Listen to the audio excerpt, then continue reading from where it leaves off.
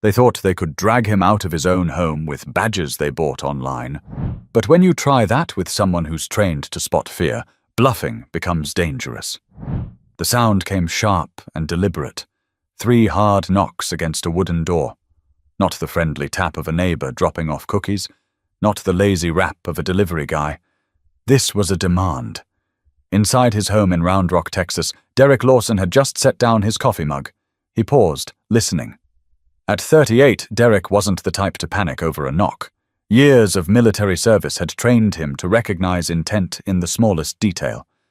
And this knock? It carried intent. He opened the door, and there they were.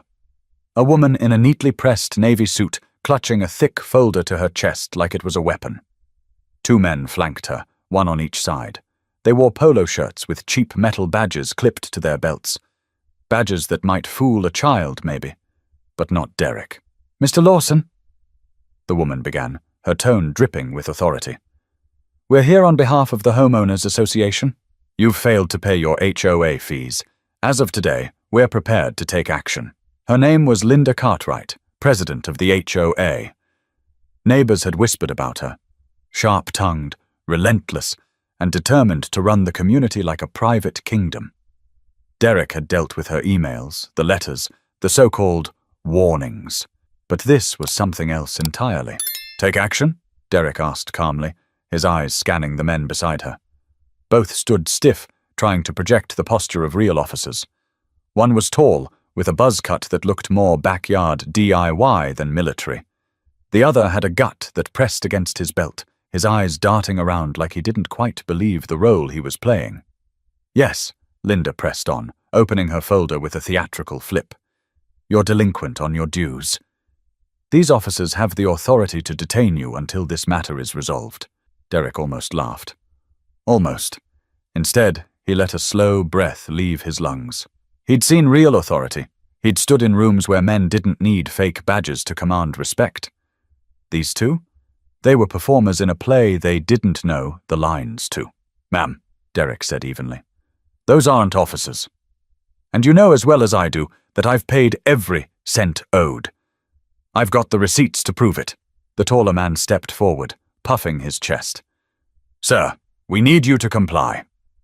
Derek's eyes locked on his badge, a flimsy, shiny oval stamped with the words HOA Enforcement. Not city police, not county sheriff, not even security. Just a trinket from an online store. "Comply with what?" Derek asked. "This is my house. You don't get to come here and make up laws because you're angry I stood up to you in a meeting." Linda's jaw tightened. She wasn't used to resistance, especially not this calm, unshaken kind. Most homeowners either paid the fines she dished out or avoided confrontation. Derek wasn't most homeowners. "You're in violation," Linda snapped. "If you think you can ignore this community's rules, you're mistaken." From across the street, a curtain shifted. A neighbor's face appeared, watching. Another door opened halfway down the block. Word spread fast in suburban streets. Faster than wildfire, faster than truth. People were watching now, and Linda loved an audience. Derek glanced past her at the growing number of eyes. His voice dropped, steady as stone. "Let me explain something. I've served my country, I know the law, and I know intimidation when I see it. You're not the police. You're trespassing." The shorter man fidgeted. His eyes flicked to Linda, as if asking silently what they were supposed to do next. She ignored him. "You're making a mistake," she said coldly. "We can escalate this. You think your military background makes you untouchable? It doesn't." Her words hung in the air, bitter and heavy. For a moment, no one spoke. The street was quiet except for the faint sound of a lawnmower humming a few houses away. Derek leaned on his doorframe, his stance relaxed but unreadable. "I don't scare easy. You came to the wrong house with the wrong plan."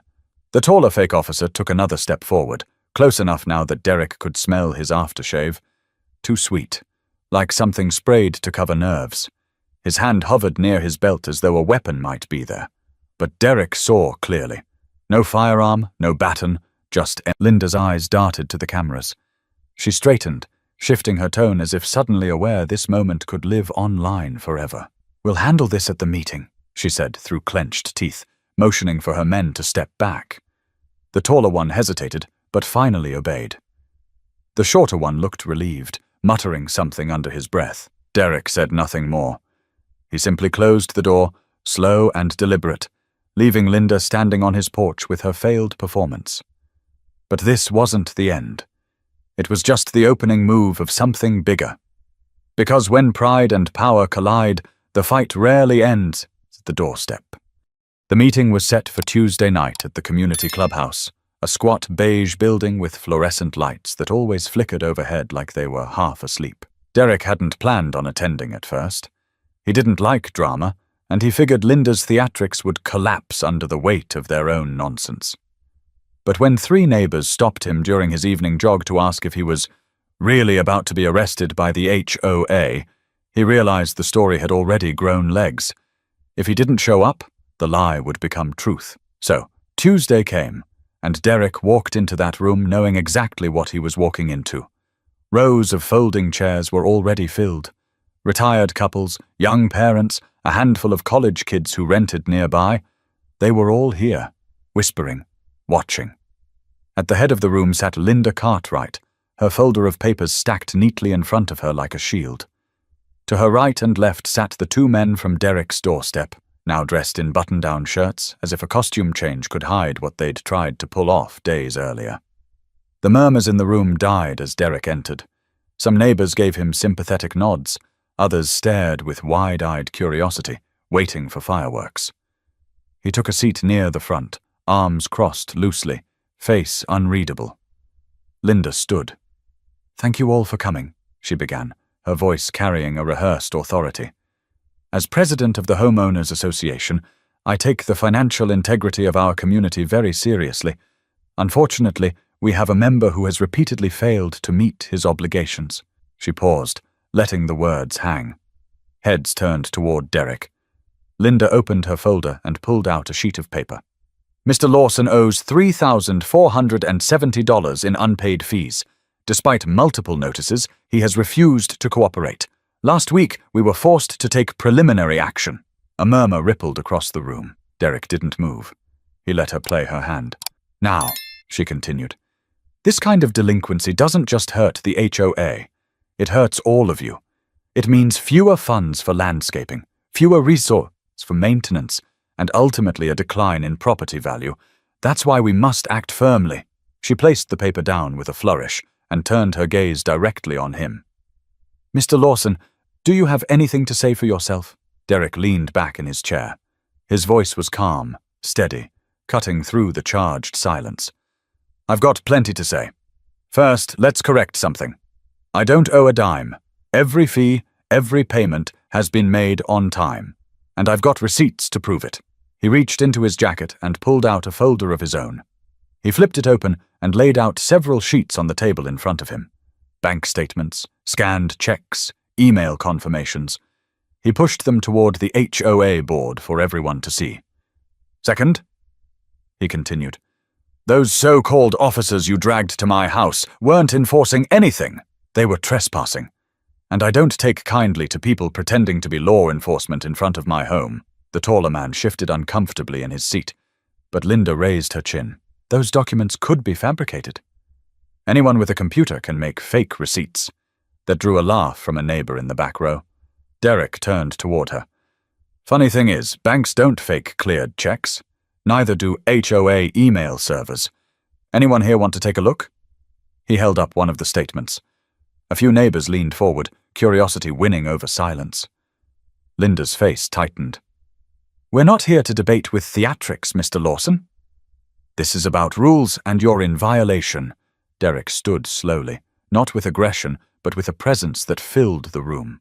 He looked around, meeting eyes. "You all saw what happened last week. She showed up at my door with fake badges, threatening me with arrest. That's not leadership. That's intimidation. And it's wrong." The shorter man from the duo finally spoke, his voice low and uncertain. "We were just trying to help enforce the rules." "Enforce?" Derek shot back. "With what authority?" "Guidelines don't give you the right to impersonate law enforcement. That's a crime." The room stirred again. People were shifting in their seats, whispering louder now. Some crossed their arms, looking toward Linda for answers. Others stared at the two men, suspicion written across their faces. Linda slammed her folder shut. Enough! The silence that followed wasn't empty. It was heavy with thought. Neighbors who once believed Linda's words were now reconsidering.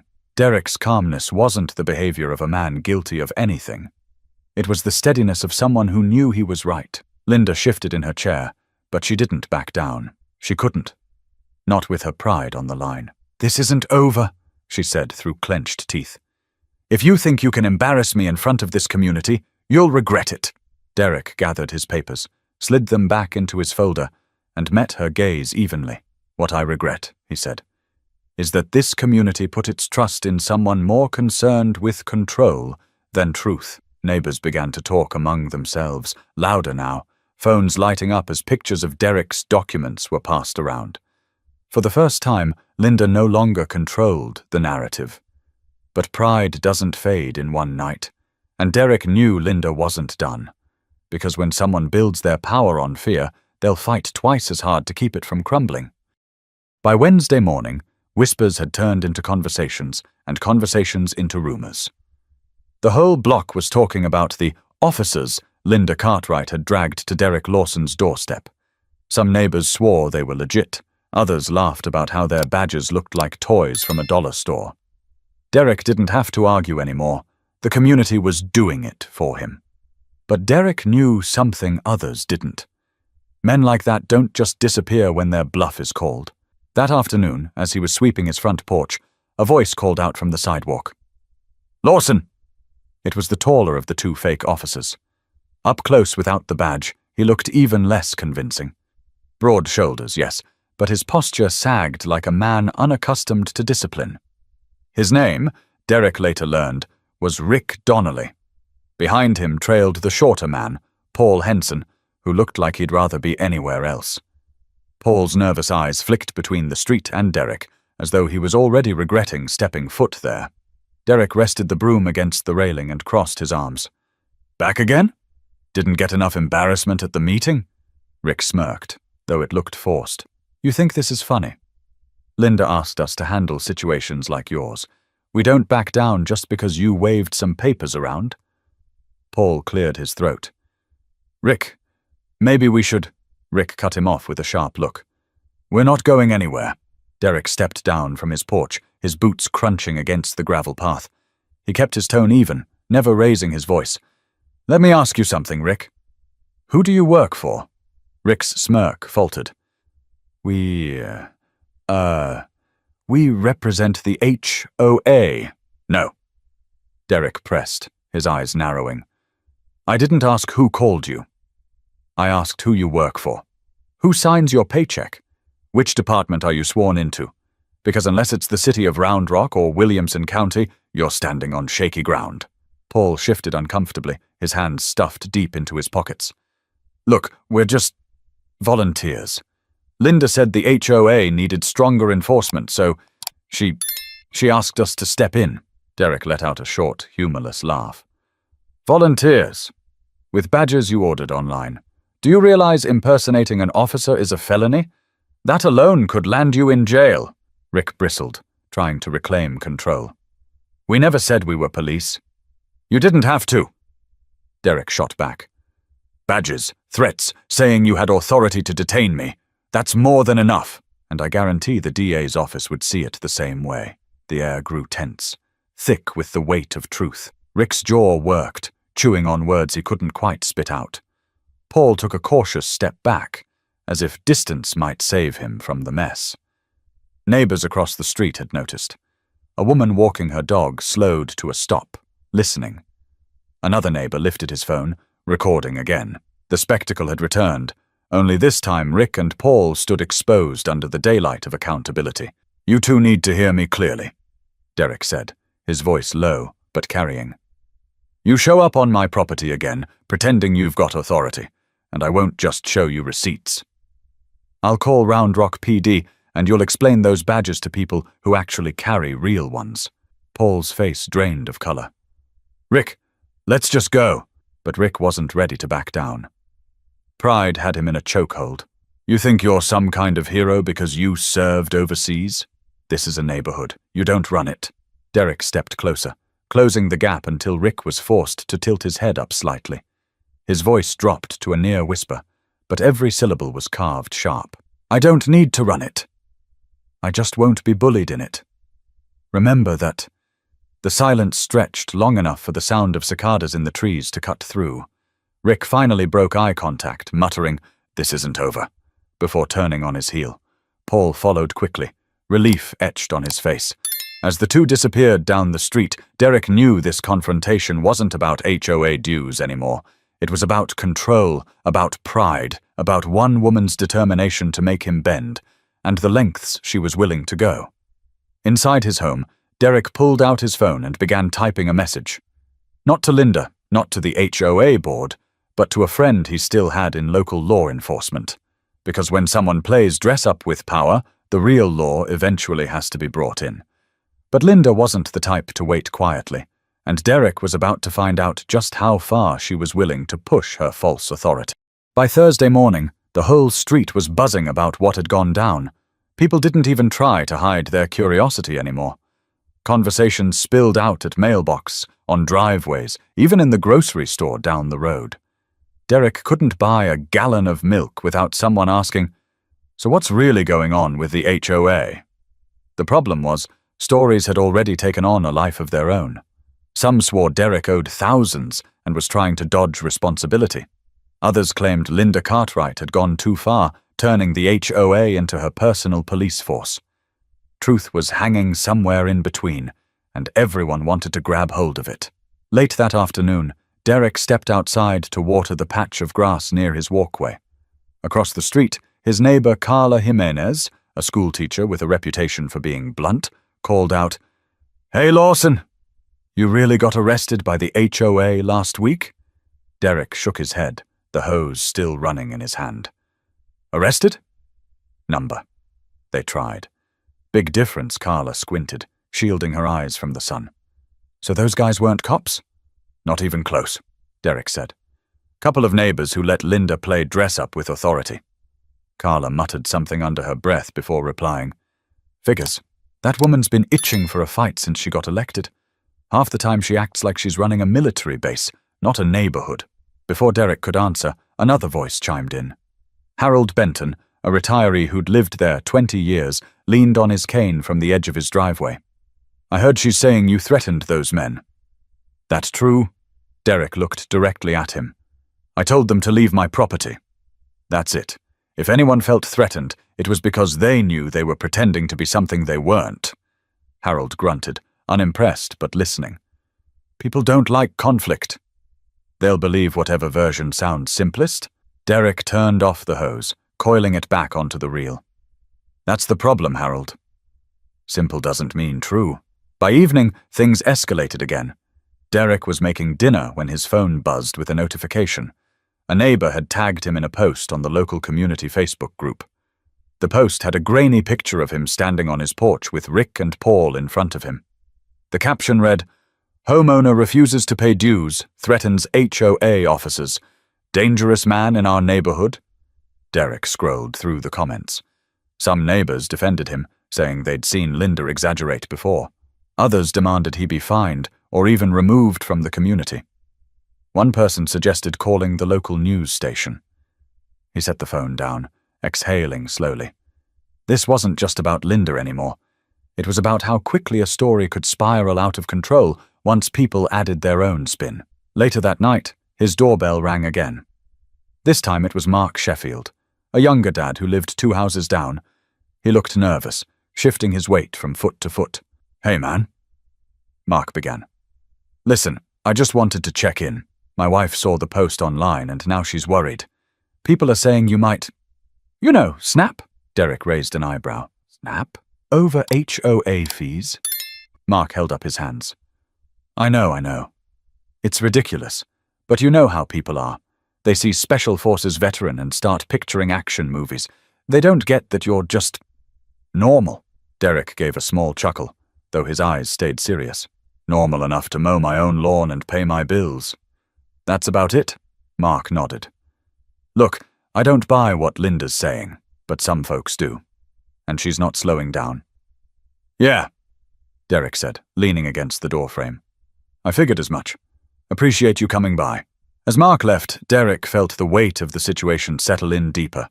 It wasn't just his word against Linda's anymore.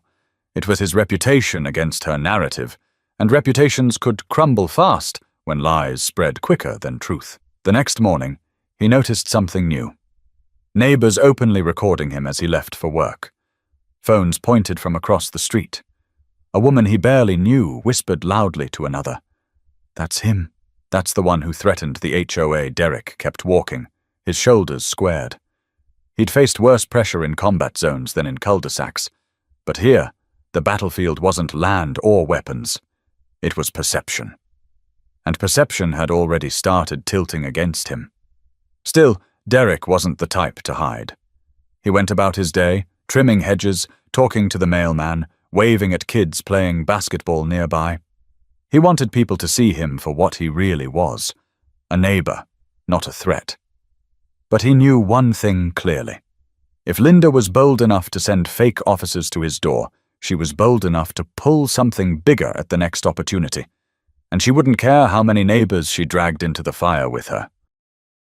Saturday evening rolled around, and the neighborhood was unusually quiet. Kids who usually rode their bikes up and down the cul-de-sac were inside, curtains were drawn, and cars sat parked neatly along the curbs. Derek Lawson felt the change in atmosphere as soon as he stepped outside to put his trash bin on the curb. It was the calm that comes before something, not after. He didn't have to wait long. A black SUV pulled up in front of his driveway and stopped. Out stepped Rick Donnelly and Paul Henson, the same fake officers.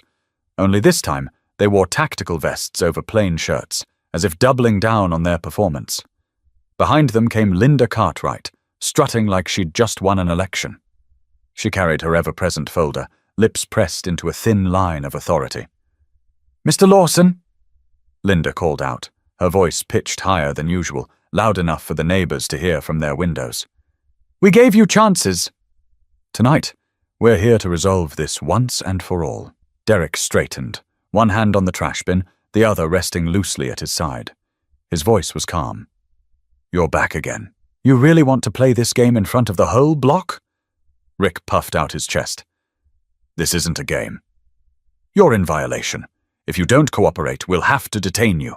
From across the street, a porch light flicked on. Curtains shifted. Derek could see figures behind the glass. The neighborhood was watching again, drawn to the spectacle like moths to a flame. He took a slow step forward. "Rick, Paul, let's be clear. You don't have the authority to detain anyone. You're not law enforcement. You're two guys wearing Amazon vests with patches that don't mean a thing. The only law you're breaking tonight is impersonation." Paul shifted nervously, glancing around as more neighbors peeked out. "Linda, maybe we should—" "Quiet!" Linda snapped, her voice sharp. She turned back to Derek. "Your bravado might scare them, but it won't scare me. You're a liar who refuses to pay his dues, and this community won't tolerate it." Derek's laugh was short and dry. "You've seen the receipts." "The board's seen them.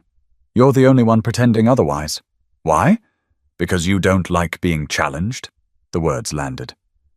A neighbor's door creaked open, and someone stepped onto their porch with a phone already raised. Another followed. Soon, at least half a dozen cameras were pointed at the confrontation. Linda noticed too. She stiffened, straightening her jacket. Her performance had an audience again, but this time the crowd wasn't leaning her way. Rick tried to regain control. "Sir, last warning. You either come with us or we'll take you by force." Derek stepped closer, his voice dropping low enough that only those near him could hear, though the conviction in it made everyone lean in. "Rick, listen carefully. If you put your hands on me, even once, you'll be the one in cuffs tonight. You think the Round Rock police will side with the HOA president and two wannabe cops when half this neighborhood has you on video? Try me." For a moment, silence gripped the street. Paul looked like he wanted to disappear. Rick's jaw clenched, but his eyes betrayed him, flickering with doubt, with the recognition that Derek wasn't bluffing. Linda broke the silence with a sharp laugh. You're good at twisting words, Lawson. But intimidation doesn't change the truth. You owe us money. And this is how it's going to end. Derek tilted his head, studying her. Funny thing about the truth, Linda. It doesn't need intimidation to stand. It just is. The words cut sharper than anything he could have yelled. Neighbors murmured, their phones still recording. One voice from the crowd shouted, "Show us the proof, Linda!" Another added, "Yeah, he already showed receipts at the meeting." The tide was shifting. Linda's cheeks flushed red. She opened her folder, waving papers like weapons. "Here, right here. His account is delinquent." Derek reached into his pocket, pulling out a folded statement. "And right here from my bank, showing every payment cleared. You want to play this game? Let's play it in court. But you won't play it in my driveway." He held the paper high enough for the crowd to see. The murmurs grew louder, phones zoomed in, neighbors shouted questions at Linda. Rick stepped back, visibly uncomfortable. Paul muttered, "This is bad," under his breath. Linda's voice cracked as she tried to shout over the noise. "He's lying! He's dangerous, don't you see?" But the more she yelled, the less convincing she became. Derek lowered his statement, folding it calmly. His tone softened, steady and certain. "Linda, you've spent weeks trying to scare me, trying to scare every—" By the time Tuesday rolled around again, the neighborhood clubhouse looked more like a courthouse. Every folding chair was filled, people stood along the back wall, and even the doorway had a few residents leaning in to hear. For a community that usually argued about landscaping and pool hours, this was the event of the year. Derek Lawson arrived 10 minutes early, folder in hand. He wasn't there for drama. He was there to end it. But he also knew better than to underestimate Linda Cartwright. Pride didn't let people walk away quietly. Sure enough, Linda was already seated at the head table, flanked by Rick Donnelly and Paul Henson, the two fake officers who now looked painfully out of place in their button-down shirts. Rick tried to look confident, but the twitch in his jaw gave him away. Paul avoided eye contact altogether, fiddling with a pen. The room buzzed with chatter until Linda banged a gavel on the table. "Order, please. We'll come to order now." She cleared her throat, her voice sharp and commanding. "This meeting has one purpose tonight, to address the delinquency of Mr. Lawson and the disruption he has caused in our community." Murmurs rippled across the crowd, but Linda pressed forward. She opened her folder, pulling out the same stack of papers she'd waved on Derek's driveway. "Here," she said, slapping the papers down. "Account records showing Mr. Lawson is behind on his HOA fees. His refusal to comply has forced us to take extraordinary measures." Derek rose slowly, his expression calm. "Extraordinary measures? You mean showing up at my home with fake badges and trying to drag me out of my own house?" The room stirred. A few chuckles broke the tension. Linda slammed her palm on the table. "Those men were acting under my authority as HOA president." Derek's eyes narrowed. "That's the problem. You think being HOA president gives you the right to impersonate law enforcement. That's not authority, Linda. That's abuse." Rick shifted uncomfortably, his face reddening. Paul cleared his throat but kept quiet. Derek walked toward the front of the room, placing his folder on the table beside Linda's. He opened it carefully and pulled out his stack of receipts, bank statements, and printed email confirmations. "Here's the truth," he said, holding up one of the statements. "Every payment I've made. Cleared. Verified by the bank. Verified by the HOA's own email confirmations. If anyone here wants to see proof, come take a look." He laid the papers out across the table, each one lined up neatly. A woman in the front row, Deborah Klein, leaned forward and squinted. "That looks pretty official to me. I don't see how anyone can fake a bank statement." Another voice from the back shouted, "Yeah, I saw the receipts on Facebook." He already proved it. Phones came up again, neighbors recording every second. Derek didn't mind. The more cameras, the harder it would be for Linda to twist the story later. Linda's face flushed. She shuffled her papers, clearly rattled, but her voice came out sharp.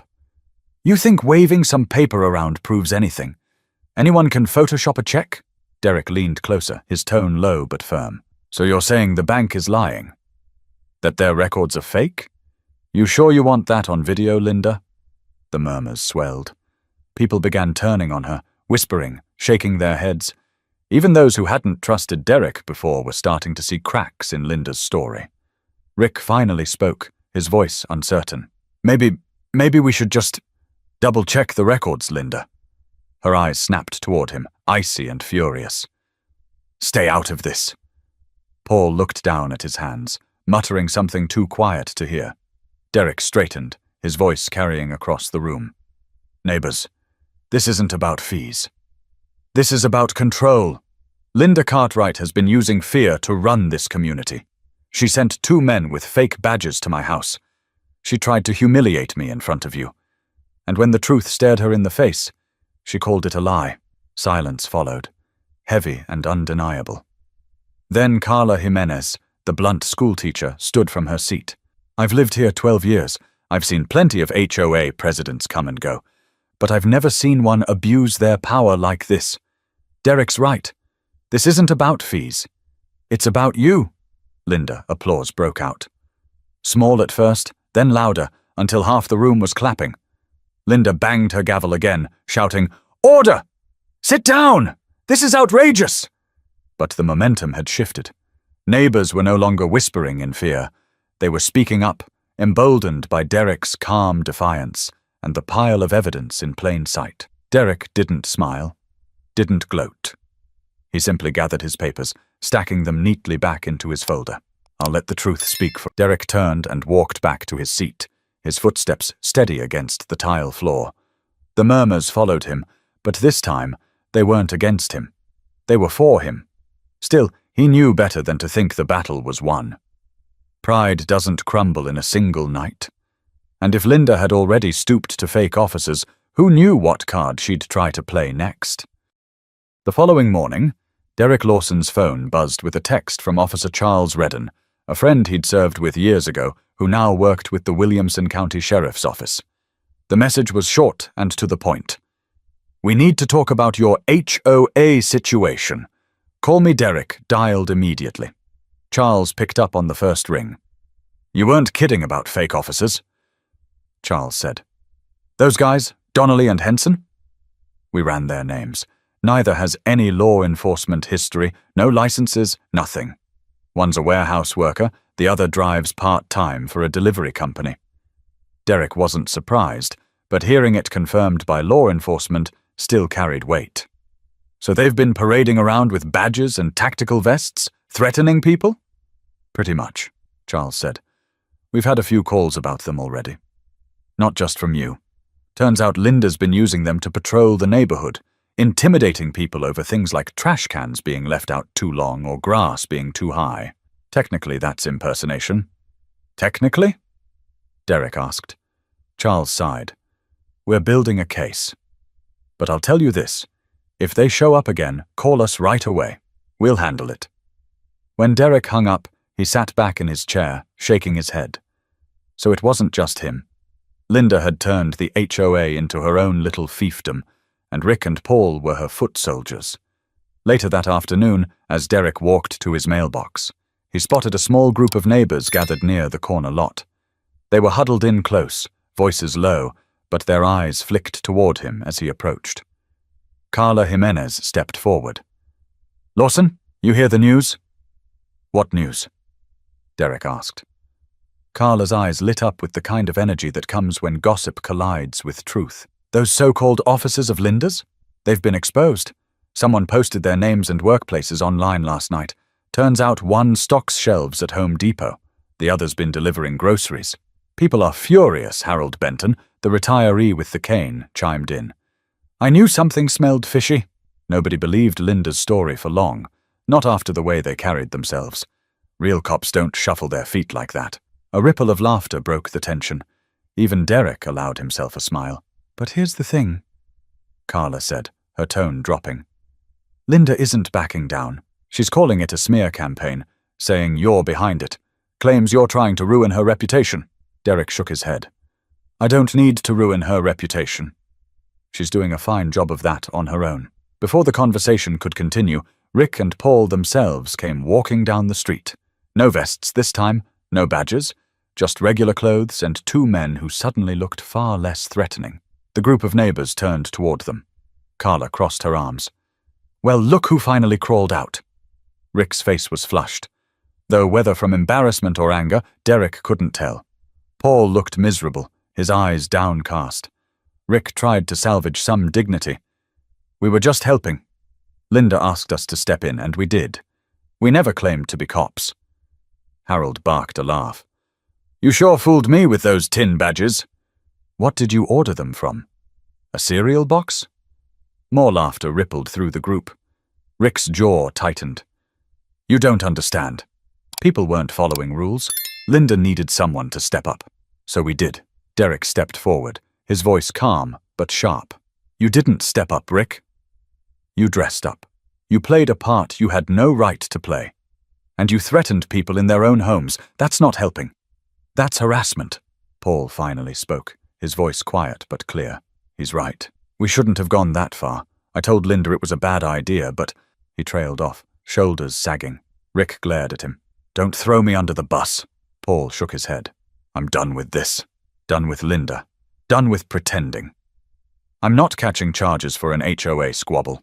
With that, Paul turned and walked away, leaving Rick standing alone. The neighbors murmured, eyes shifting between Derek and Rick. Derek's gaze held steady. You can still walk away too, Rick. Or you can keep letting Linda drag you deeper into her mess. Your choice. For a long moment, Rick said nothing. Then he muttered something under his breath and stormed off in the same direction Paul had gone. The group of neighbors broke into chatter, some laughing, others shaking their heads.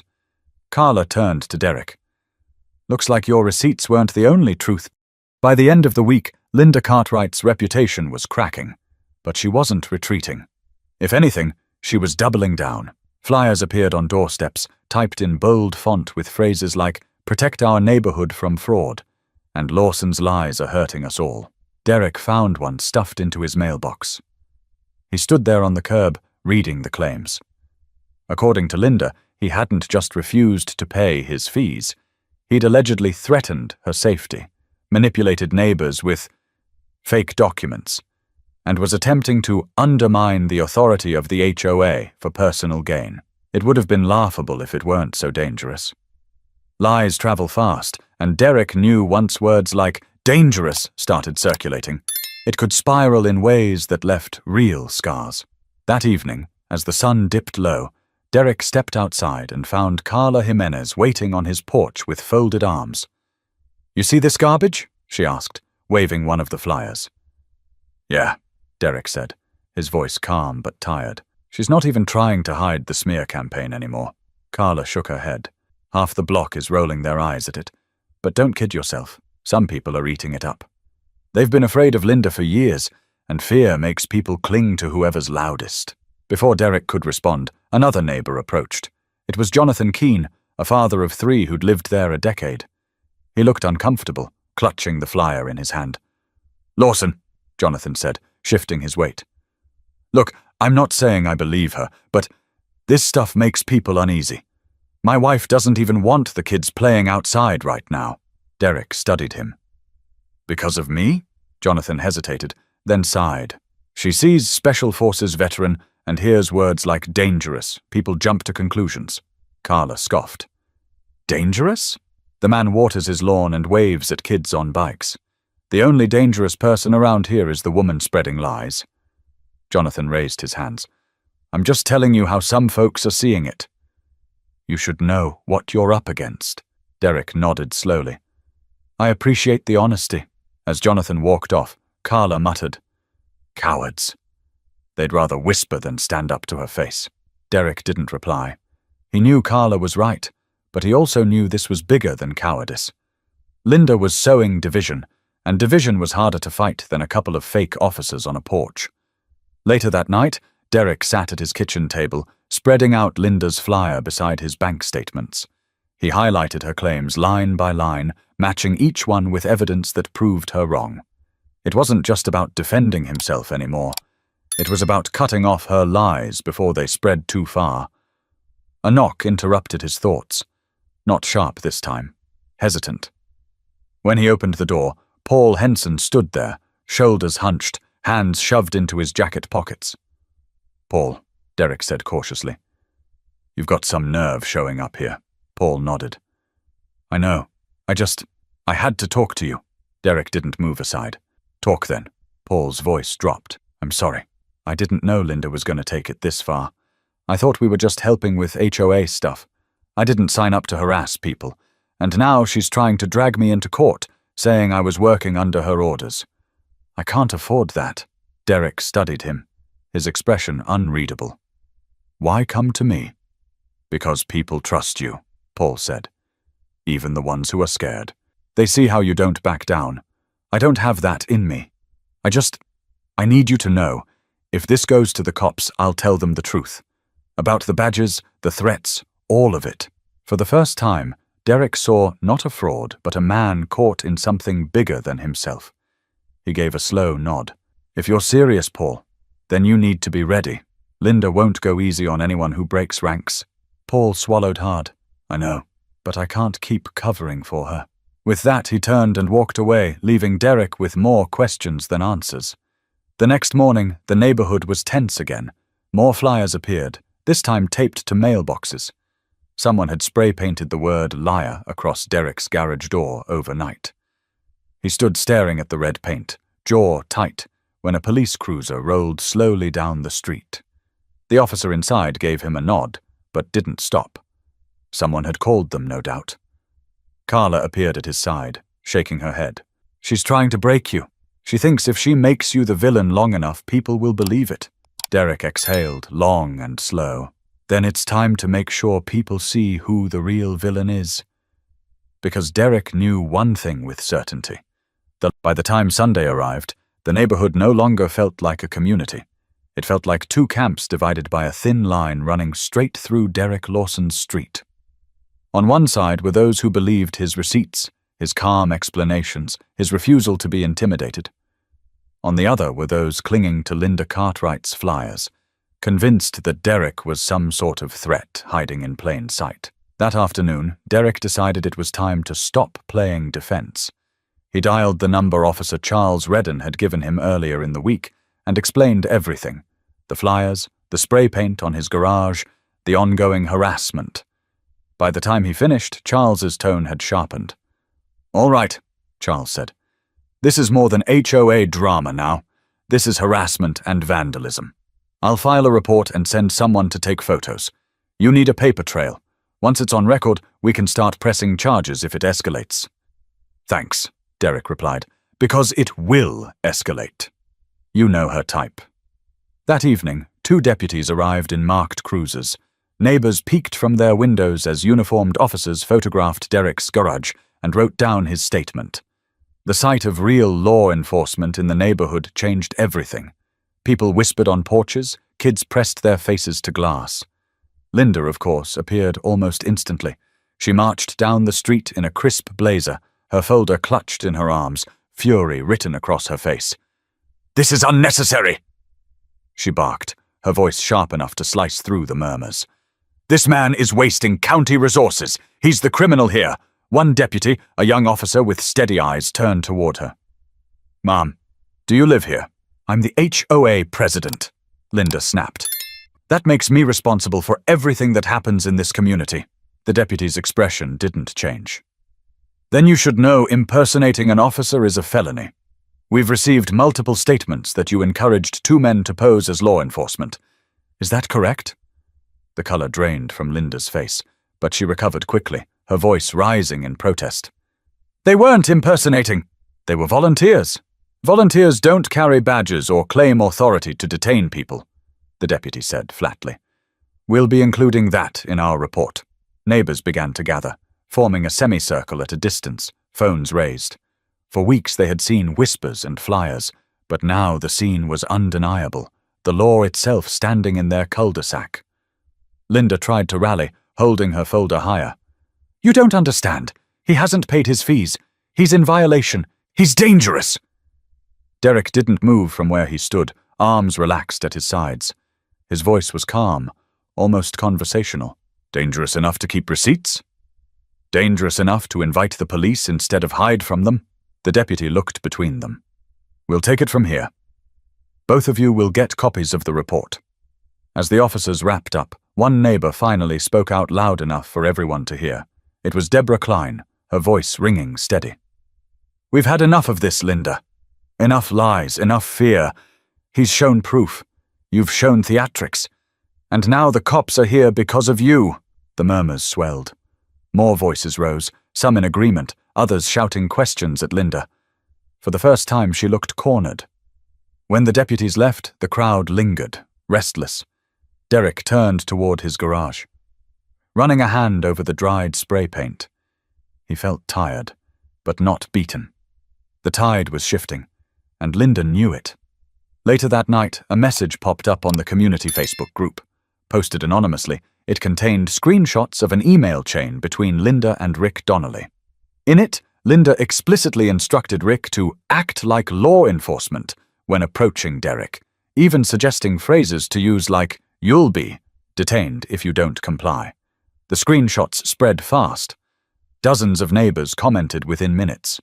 Some called for Linda to resign immediately. Others demanded an emergency vote to remove her as president. For Derek, it was the confirmation he'd been waiting for. He didn't have to convince anyone anymore. Linda had exposed herself. By Monday morning, another notice appeared on his doorstep. Not a flyer this time, but a typed letter from the HOA board. It read, "An emergency meeting will be held Friday to address leadership concerns." Attendance strongly encouraged Derek. Folded the letter carefully. Friday evening came with a tension that could be felt before anyone even stepped inside the community clubhouse, and cars lined both sides of the street. Porch lights flicked on as neighbors walked together toward the building. For a place that usually hosted birthday parties and potlucks, it now carried the weight of judgment. Derek Lawson arrived quietly, folder in hand, just as he had at every meeting before. He didn't sit in the back, didn't stand on ceremony. He walked straight to the front row and took his seat. No grand gestures, no speeches, just presence. The board members shuffled nervously at the head table. At the center sat Linda Cartwright, still clutching her folder like it was armor. Her eyes swept across the crowd, but the room didn't bend under her gaze like it once had. Too many phones, too many receipts, too many lies exposed. The chair of the board, a soft-spoken man named Gerald Monroe, cleared his throat. "We've called this emergency meeting to address serious concerns regarding the leadership of the HOA, specifically the conduct of our president, Ms. Cartwright." The murmurs began immediately, rising and falling like a tide. Gerald held up his hand. "We ask that everyone remain respectful. But given the evidence, we can't ignore what's happened." Linda sprang up before he could continue. "Evidence? Lies, you mean? Fabrications spread by a man determined to destroy me because I dared to hold him accountable." She jabbed a finger toward Derek. "You're the reason this neighborhood is falling apart. You and your supporters." Derek didn't move. He didn't even look at her. Instead, he opened his folder, pulled out a single sheet, the police report filed after his garage was vandalized, and laid it flat on the table for everyone to see. The room quieted. "I didn't want this fight," Derek said calmly, finally raising his eyes to meet the crowd. "I came here to live in peace. I paid my dues, on time, every time. But when someone abuses their position, when they use fear instead of fairness, when they turn neighbors into enemies, someone has to stand up. Not because it's easy. Because it's right." Carla Jimenez stood from her seat in the third row. "He's right. I've lived here long enough to see the difference between leadership and control." Linda crossed that line Harold Benton followed, leaning on his cane but speaking with surprising strength. "We trusted you, Linda, but you sent fakes to people's doors, lied about fees, and now you want us to believe you're the victim?" Enough others began voicing agreement. Phones lifted, recording everything. Linda's face reddened. She opened her folder and scattered papers across the table. "You're all blind! Can't you see what he's doing? He's manipulating you!" But no one rushed to her defense this time. Rick Donnelly was absent. Paul Henson had already distanced himself. The power she once commanded with her voice was gone, stripped bare by truth and accountability. Gerald finally stood. "Based on the events of the past weeks and the evidence presented, we will be holding a vote of no confidence. All in favor of removing Ms. Cartwright as HOA president? Hands shot up across the room. A sea of them, nearly unanimous. Gerald lowered his gaze. The motion passes. The gavel came down with a hollow thud. Just like that, the reign of Linda Cartwright was over. Linda's face twisted, a storm of fury and disbelief. But words failed her. She gathered what was left of her papers and stormed out of the clubhouse, the door slamming behind her. Silence lingered until Deborah Klein spoke softly. Maybe now, we can go back to being neighbors instead of enemies. Applause broke out, not raucous, not celebratory, but steady. A release of tension that had gripped them all for too long. Derek gathered his folder, stood, and faced the crowd. I didn't win anything tonight. We all did. Because when power is abused, silence lets it grow. And if you don't speak up, if you don't stand your ground, one voice can turn into 100 lies. But one truth can end them. The words landed. They weren't flashy. They didn't need to be. They were the kind of words people carried home, repeated at dinner tables, remembered long after the noise faded. As neighbors filed out, some stopped to shake Derek's hand. Others simply gave nods of gratitude, small gestures that carried weight. The division would take time to heal, but the healing had begun.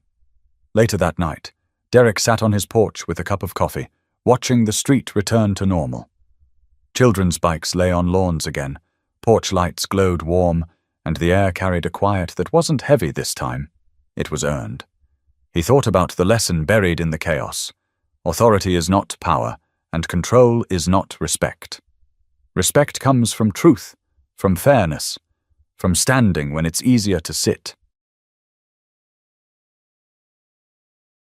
And as he sat there, calm and steady, he knew this chapter was closed. But the message would remain for everyone who witnessed it.